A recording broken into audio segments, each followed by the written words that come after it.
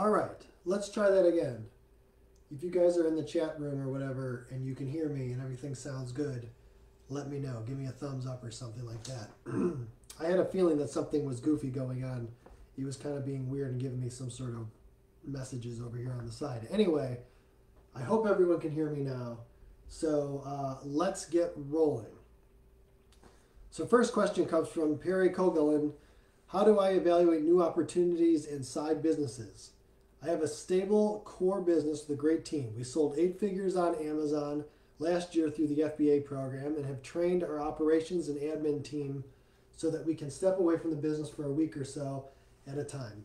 We currently have several ideas for side businesses that complement our core business. Some of them are 1, consulting with other Amazon sellers to help them be more efficient, including on-site workshops or on-site consulting.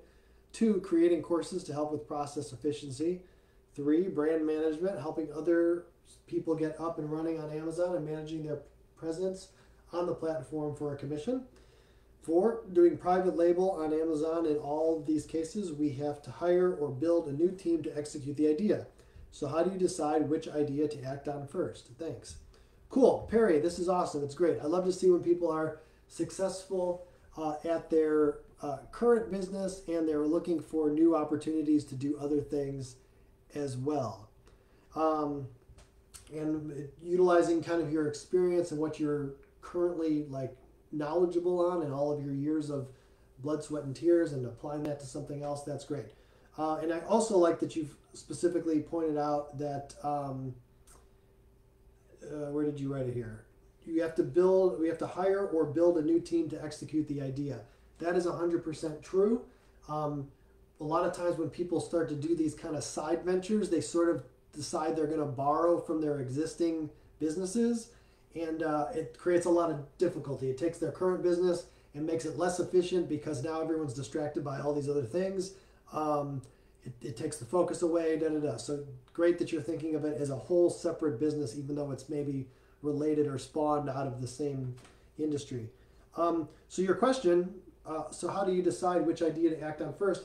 I always start with a pro forma. I always start with numbers.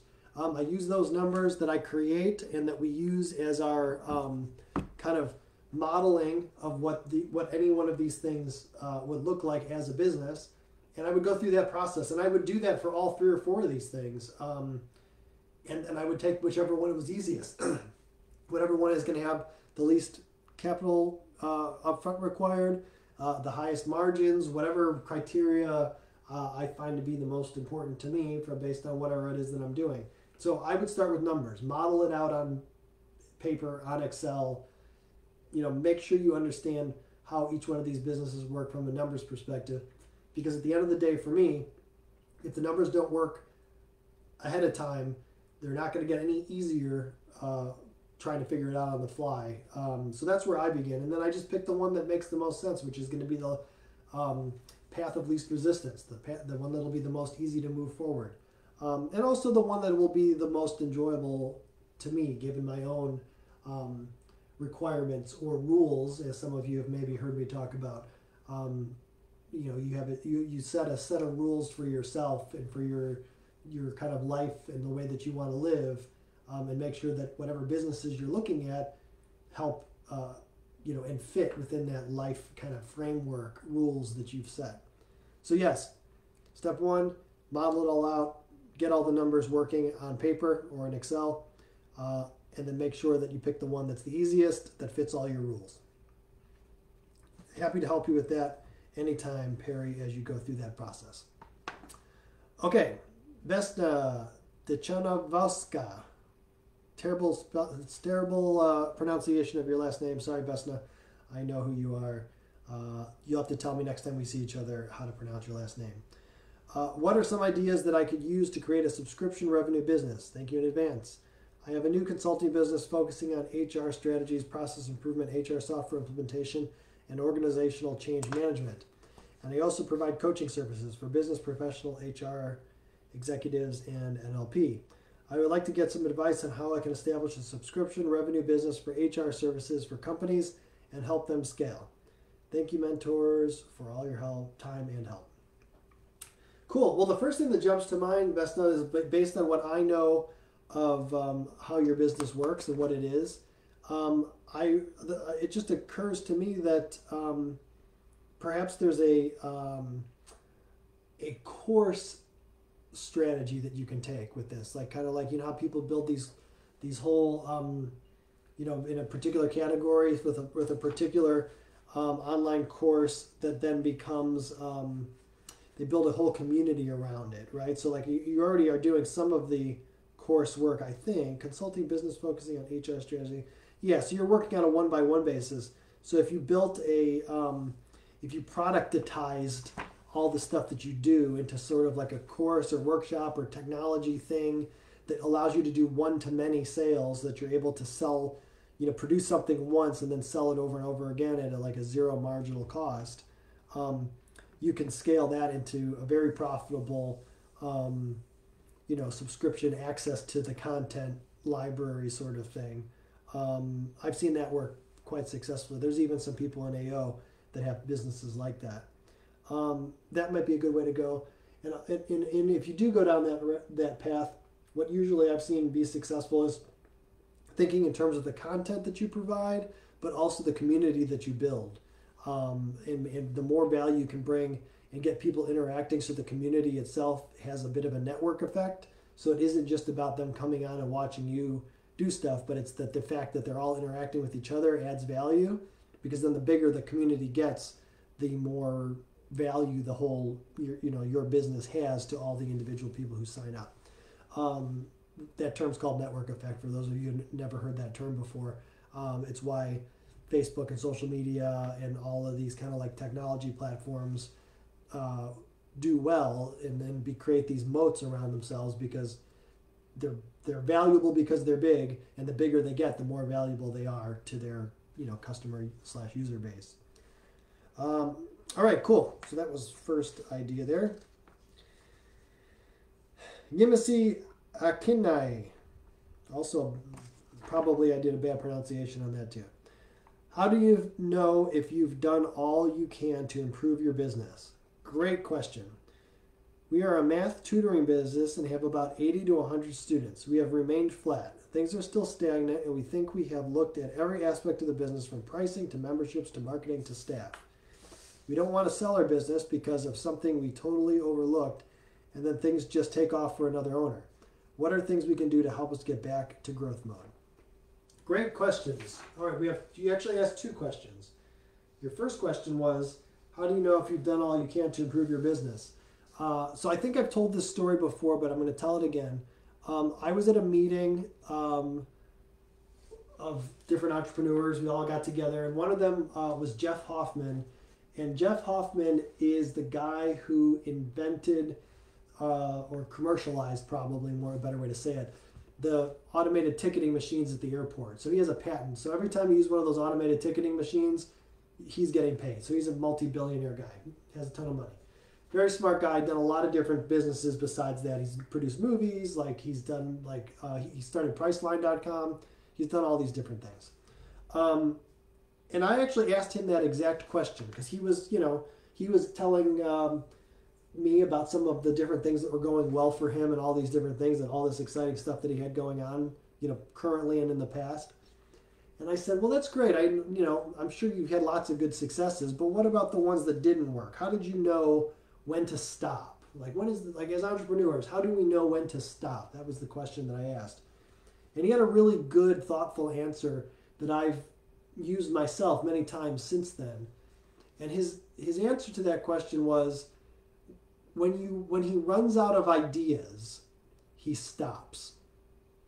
So how when you're working on your business and you're kind of okay, well, that didn't work, but here's another idea. All right, that didn't work, but here's another idea. You kind of got a nice pool of ideas to kind of try the next thing, try this, try that, da da da.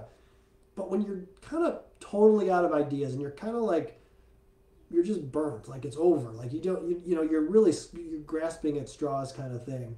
For Jeff and for me, that's the time to kind of be you know what? Maybe someone else has a different set of ideas or a different network or a different something that will make this business take off, as you suggest, you know, you could sell it to somebody else, and then as soon as they buy it, it goes like this, and then you go, oh, why couldn't I do that?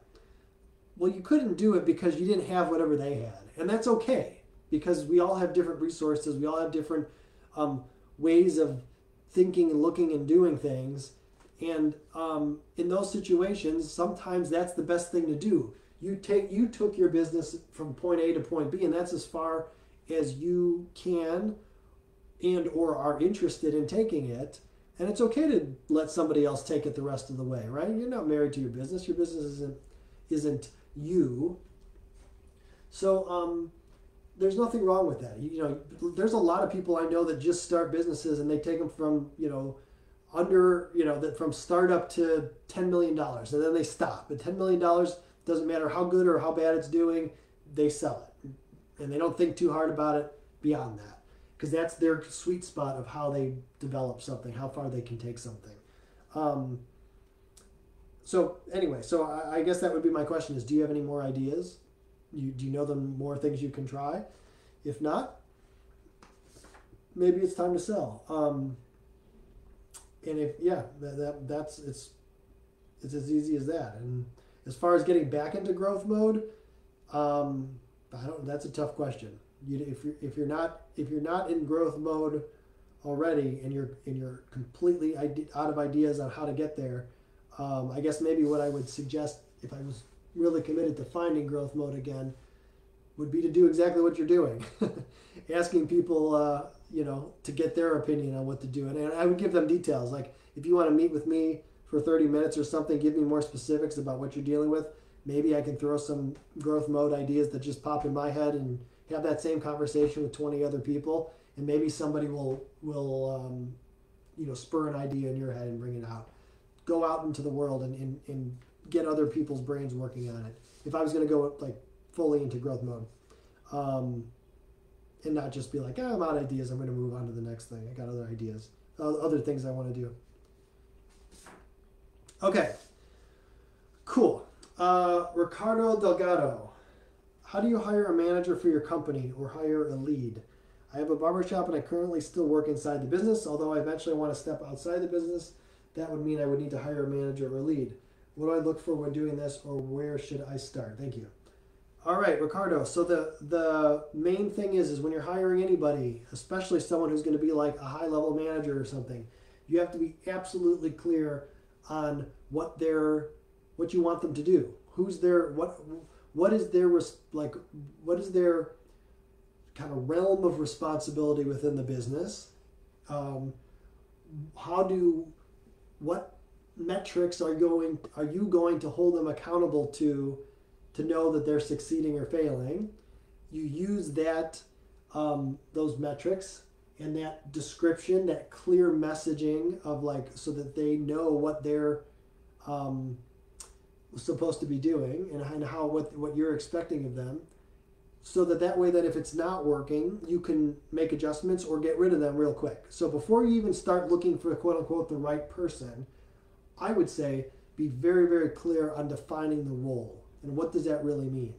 When you're saying, I think you even mentioned step away from the business. When you do that, if that's what you want to do, are you literally giving them the business? Like, are you literally saying, hey, I'm going to call you 90 days from now and see how things are going. I'm not going to check in between now and then, because that's different than, hey, you're going to be running the day-to-day stuff. I'll be coming in every day to meet with you for 10 minutes, and we're going to discuss these 10 things in this 10 minutes to make sure everything's on track.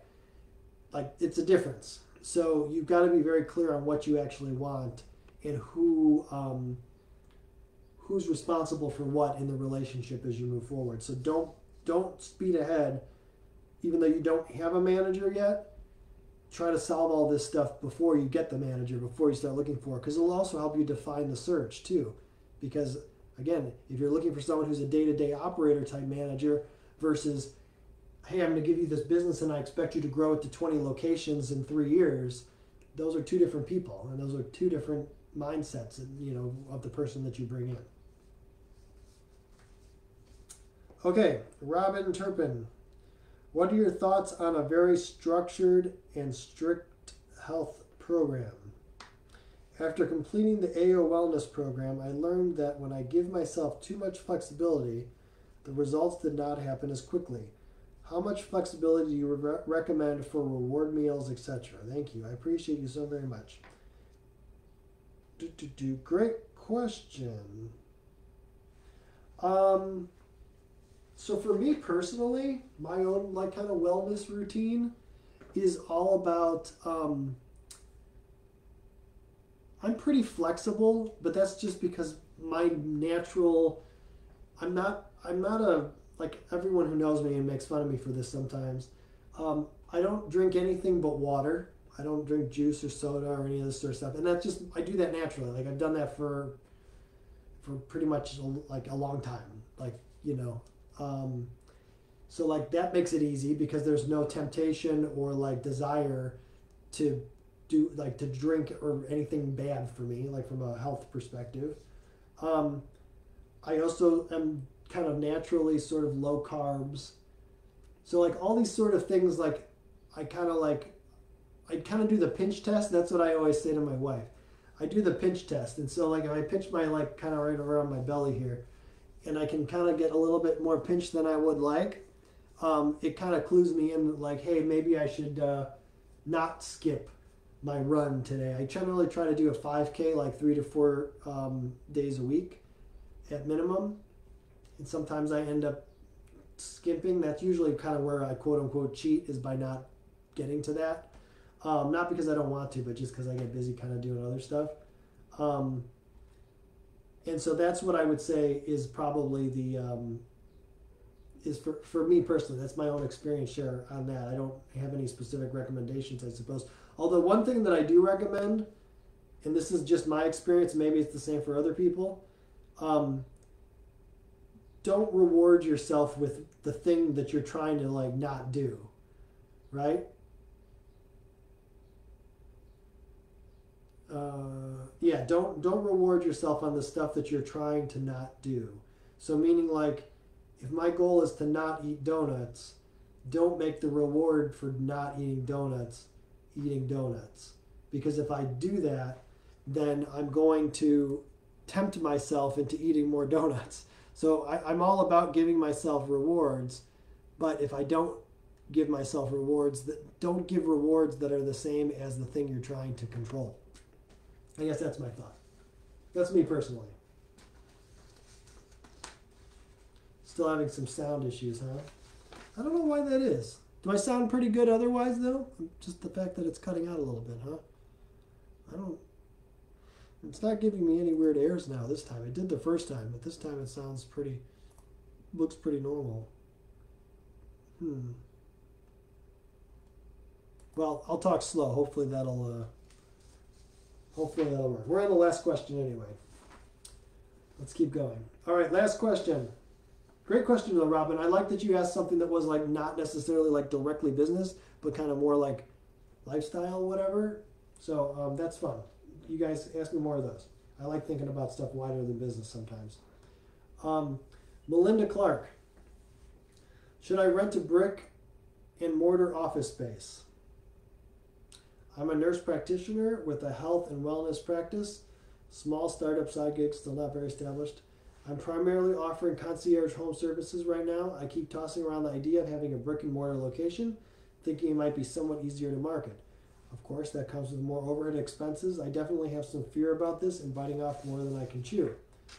To mitigate this, I'm also considering, if allowed in the lease, subletting part of the space to other professionals who offer services that complement but don't compete with mine. I plan to reach out to the landlord of the space I'm interested in this Friday and get more information. Cool. Well, you're thinking about it right, Melinda. In my experience, if you're going to add brick and mortar, have a good reason to add brick and mortar, right? My thing is, the goal is to make money. What's going to be the easiest way to make money, right? We don't want to pile on expenses and do all these other things just because, for whatever reason, we think we have to do those things, or because we have to meet some sort of image of something. Like, add the thing that's going to make us money. So if we can work by ourselves without the brick and mortar, and we can build a whole network of employees, and we can build a whole thing, like assuming that's what you want to do. If we could do all that without brick and mortar, then why wouldn't we just do that, right? So like I would say, like, understand your market really, really well and know why you're really deciding to do whatever it is that you're thinking of doing. In this case, it's brick and mortar. In some other case, it might be something else. You also bring up a great point about sharing the space with other people. That's a great idea. The thing that's interesting about that is once you start to do that, you have to realize you're kind of in a different business at that point. Because now if you have other people in the space with you who are essentially your tenants at that point, right? You're the landlord now. You're kind of like a faux landlord. That's a different business. Recruiting those people, getting their, collecting their money every month, whatever your deal is with them, like you got to figure that out. So just realize you're kind of entering into a different business. And honestly, that different business might be a great business to be in. My theater business, which I said before, I own 3 different theater venues in Chicago, live theater venues with real estate. They were real estate plays, basically. And at the end of the day, I wasn't in the theater business. I wasn't in the live performance business. I was in the landlord business. I took the building and I built it for these people. And then instead of renting it out to one group, we broke it into small time slots. We were basically renting out particular slices of time. But at the end of the day, it was very much just a landlord model. And we made a whole ton of money doing that. It was a great business. But it's funny because when people would ask, well, what is the business? You'd say it's a theater business, but it really wasn't. It was a landlord business. It was a real estate business.